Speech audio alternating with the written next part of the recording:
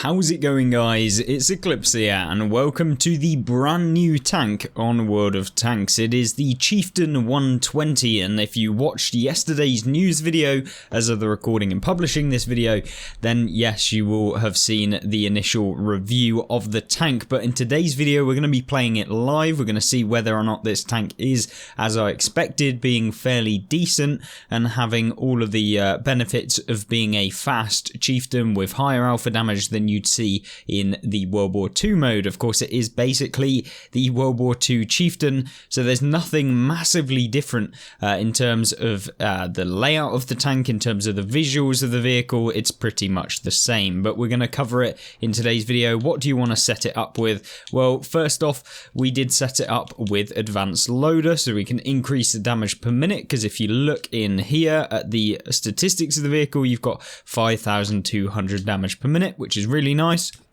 And then if we look at the other perks that you could put on the tank, well, there's a few things that I kind of enjoy about playing a chieftain, and that is the kind of mobility that you can see with this one. So maybe we'll boost up the mobility even further. We're going to go with the speed boost equipment, or at least one of them. We won't go for the engine power. It just allows us to get up to the top speed slightly quicker, so we can go 71 kilometers an hour, which is pretty mad. And then I think for an all-round build, I could potentially go with view range, and I highly recommend. Sometimes it's worth doing, but you know, it's down to you. We could also go with the gun stabilizer to increase accuracy, but if you have a look right now, the accuracy is 0.23, so fairly decent. You don't really have any problems in that department, so we're not going to actually run any accuracy boosters, but it wouldn't be a bad thing if you did.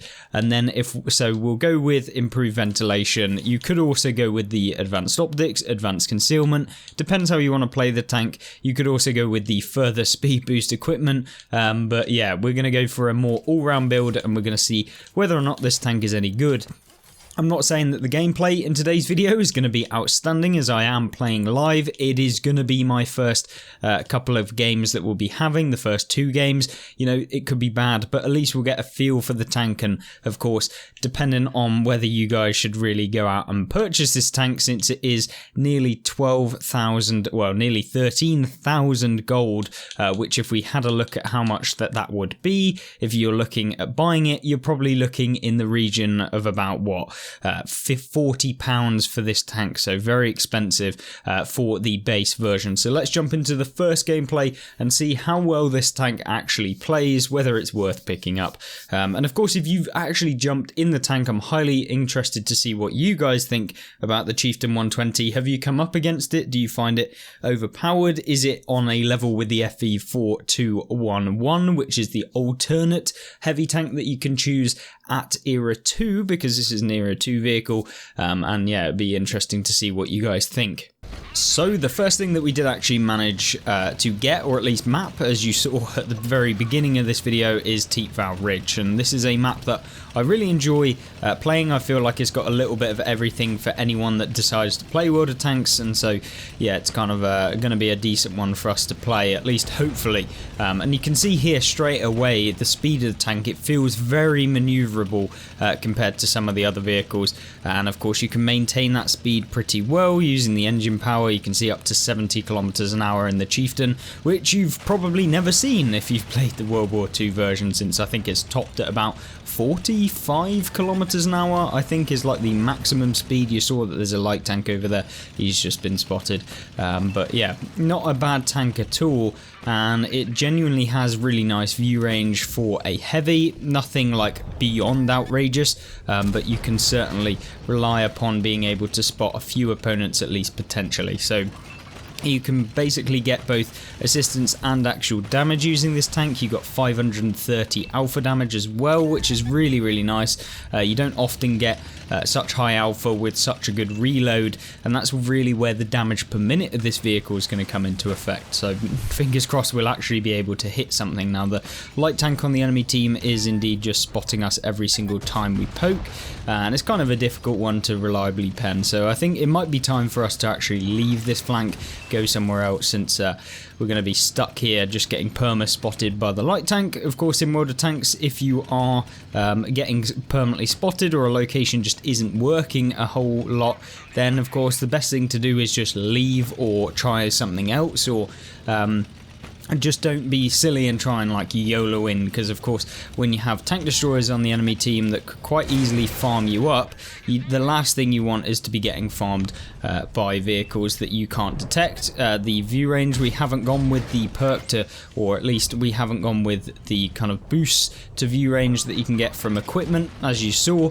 so we can't really be reliably spotting these tanks. But what we can do is just set ourselves up in this position, and this position is like the ultimate counter to people that might try and push over this side, and that's really what you're seeing here. A lot of the tanks just not being able to do anything when we get into this position, and this is really where you can maybe utilize this in your own game if you fancy it. I'm not saying that it's going to work every time. There are some negatives towards this position, since you can get farmed from behind, but it's very difficult for people to reliably hit you from behind, and of course they kind of have to have won that flank, and by that time you'd hope that you will have moved to a different position.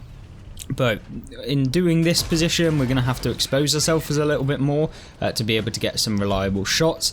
You're seeing here the Type 62's just getting permanently spotted every time we come up here, and maybe we'll be able to hit him here. Unfortunately not. But yeah, this is really where you want to be in a tank like this, getting slightly hold down. You know, you can avoid taking a few shots potentially, and it's really just about trying to hit this Type 62 who keeps poking over, and finally we do actually hit him. So 2,000 damage done already, and it's super fun. I'm actually enjoying this so far. I think that the tank is going to be really good when you get it up and firing constantly, because of that alpha damage and because of the fact that you could potentially bounce around. So I'm not saying that you're going to 90% of the time, but it's definitely possible with the armor model that a chieftain has, especially if you get hold down where they can't see your turret.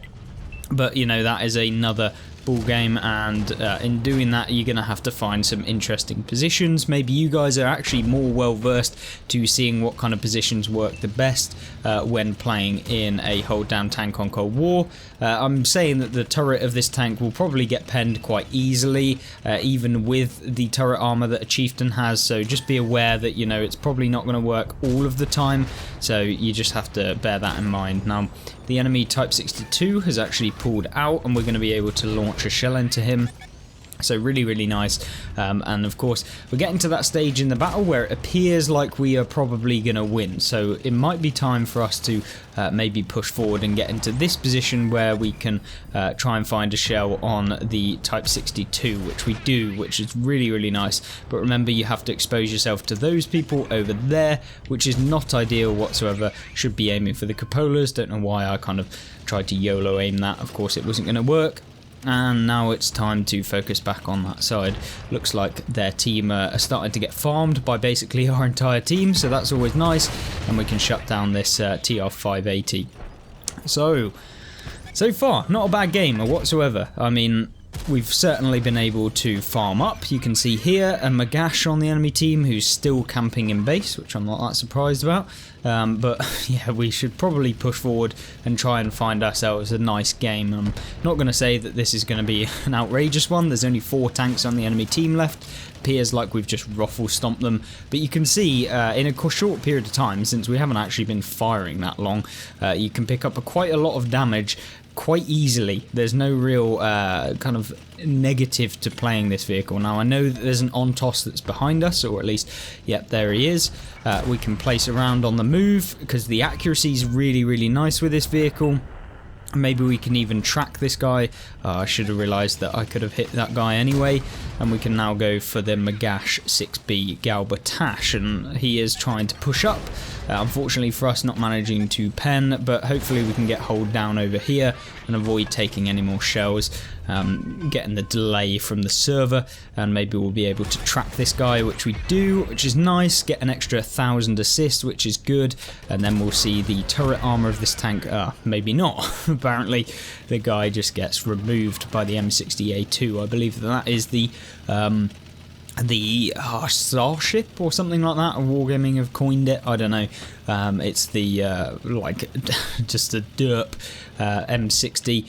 The Tyrann on our team is now just YOLOing towards the M50. Looks like he's going to take him out before we can get there, and you know, not a bad game to any standards. I mean, picking up quite a bit in a very, very quick game. So yeah, I mean, it's your typical Cold War game, and we still managed to pick up a decent amount of damage. Nothing spectacular, but there you go. 4,800, 1,200 assists, 6k combined. It's an okay one, it's a 50%er, and yeah, let's jump into the next one and maybe we'll see something else that the tank has to offer in a bit of a better game maybe. So straight away it appears like there are a few people that have picked up the Chieftain 120, and I'm not surprised with this kind of consistency that I feel like this tank is going to be able to dish out. And you can see here we've got the Chieftain on the enemy team, we've got a platoon of Chieftains, and of course me in it as well. So nearly, what, 4 Chieftains in one game, and you know, it's literally like the first 2 days of release. Of course it was released yesterday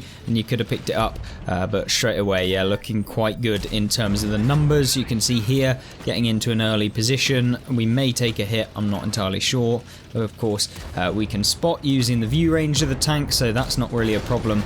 And unfortunately we do actually take around there, which we'll see where it actually penned us. So it penned us on the turret. Of course, where it's kind of flattest is where we got penned, so I'm not surprised there with the Cold War penetration values that are in the game.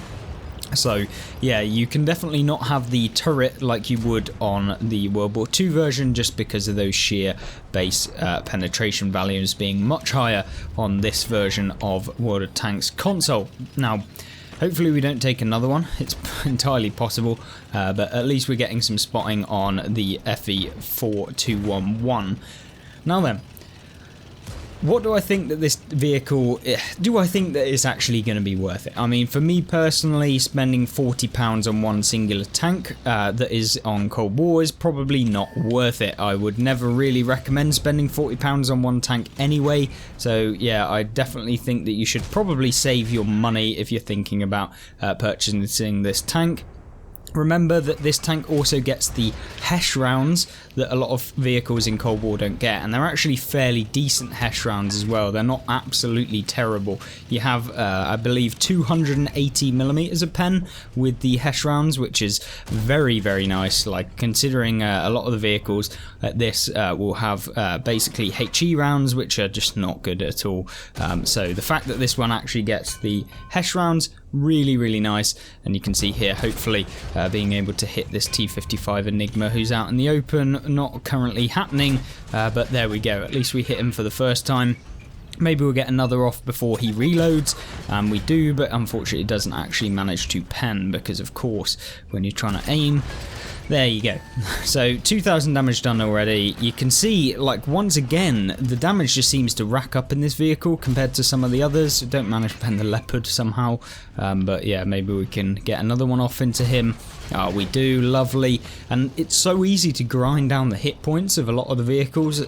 I just think that this tank's going to be superb, especially when played by like the highest level Cold War vehicle players. You know, for me personally, I don't play a ton of Cold War, so giving a full opinion from like the perspective of the most competitive player on Cold War, I certainly can't give that, but I definitely think for maybe your average player that this tank is very, very good. It's a solid tank and no one's going to complain about this tank. I don't think it's necessarily bad.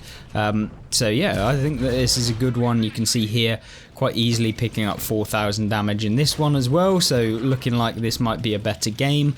The enemy team are just disappearing again, so whether or not we'll be able to continue this, I don't know, but fingers crossed we can find some more people. Looks like there's for some reason, an RDF in the base. I want to get rid of this other tank that was over here first before farming this guy down, so we can just get rid of the majority of the enemy team, but might as well go for him again since the T-72 is playing pretty passively. Maybe we can finish him off. I only managed to deal damage to the tracks because, of course, why would you want to finish that guy? Might as well go for this one again. And now we can just basically farm up the rest of these. They're never going to be able to take me out from full health without team support, so I'm not going to complain whatsoever. Take out that guy, and now we've got a lovely, nearly full health Centurion on the enemy team. So we'll go for the track. Unfortunately, don't manage to get it, but you know, this is where having the Hesh rounds would be really, really nice, as you could basically farm up the back. And there's no way you're going to bounce with 280 pen off the back of a Centurion. So there you go, 7,100 damage done in the next, literally the very next gameplay in the Chieftain 120. So overall, you can see there, like, I mean, the only damage we really took was when we YOLO'd the opponents. If you wanted to play more kind of strategically, you would not be just YOLOing in, but we wanted the damage, and if we got taken out, it's whatever. But yet again, picking up 230,000 silver for a game. I wasn't using silver boosters in this, come second on the team, so we didn't even have that great of a game in terms of this tank. And you can see here only an 80%er for 7,000 damage, so you can see that already the threshold for the damage numbers that you're going to have to deal in the Chieftain 120 is far higher than a lot of the other vehicles. So yeah, overall I think this tank is really, really good. I think it's definitely going to be one of the tanks that a lot of people will go for. I just think that at the moment, given the price point, that's really going to be the sticking point as to whether you want to purchase this. Luckily for me personally, I was actually gifted it by Fat Little Bernie, so a big thank you to you for actually gifting me this tank, and of course being a massive supporter of the channel with a lot of the donations and stuff on the game. So really, really nice to see as a gift. But yeah, really a decent tank in general. Of course, once again, the advanced loader, improved ventilation and traction system, that's kind of what I go for, just because I wanted speed, I wanted all round, and I also wanted better damage per minute to kind of deal with those FE4211s if needed. But you can see here the armor model, you'll pretty much get penned by most things, so don't really expect a whole lot, because, you know, the penetration values when you're looking at 480 pen, when you only have what, like 250 millimeters of armor, it's not going to be the best in the world. So yeah, either way, this tank really fun to play. I think it's brilliant. It's probably one that you want to pick up on a sale. I wouldn't go out of your way to purchase it right now. It's not exceptional, like to the point where it's like just seems broken and you can YOLO everything. But it is a competitor to the FE4211, which is nice, and it's definitely a tank that I would recommend personally if you wanted to get one. Of course, it's a higher alpha damage alternative to that FE4211 and offers slightly less armor and slightly better kind of view range and stuff like that from what I can see. So yeah, really enjoyable tank to play.